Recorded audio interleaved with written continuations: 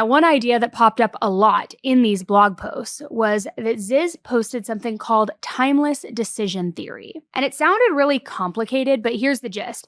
Basically, if somebody crosses you, you don't wait. You hit right back immediately, and you hit them harder than they ever hit you in the first place. And that doesn't mean physical. It can be, emotional, mental, whatever it is, however somebody crosses you. And the goal in doing this, striking back harder and immediately, is to make people think twice before messing with you in the future. So, pretty bold, and I don't know, maybe I'm just a passive person, but feels kind of aggressive, a little bit. But eventually people started finding Ziz posts online, and some people started agreeing with her, and slowly it started to build this community of online friendships. And then it started to build from there, where if you really now were a part of this online community, and you really were passionate and believed about the stuff that was being put out there, you were welcome to join the conversation in a deeper way, and you could then refer to yourself as a Zizian. Now, to be a Zizian, you also needed to be a very strict vegan. Not just no cheese, no eggs, not something like that,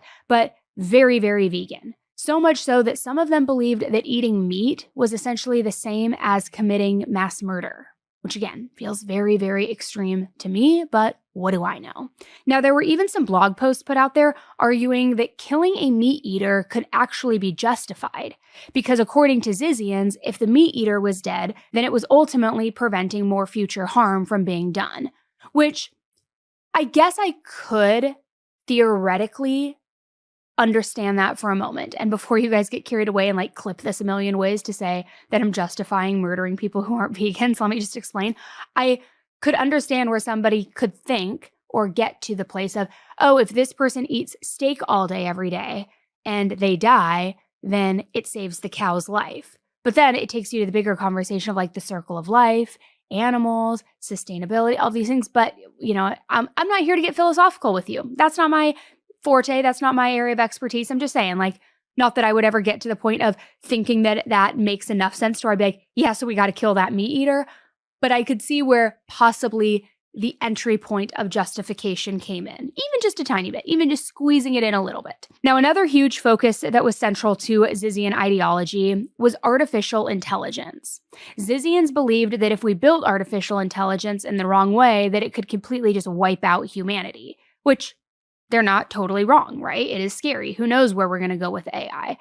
But they got a little bit more extreme with it, because they then started to convince themselves that they were the only ones who were thinking clearly enough to stop what was happening, to stop what was coming down the pike with AI and with people who eat steak and order a cheeseburger, things like that. So basically, to sum it up, in order to be a Zizian, you had to be an anarchist, you had to be pro-transgender rights, you had to be cautious about AI, you had to never eat any sort of meat or use any type of animal products, and you also had to learn how to do something called uni-hemispheric sleep, which that's the first time I've ever heard that term, but apparently it's where you literally sleep but half your brain is still awake.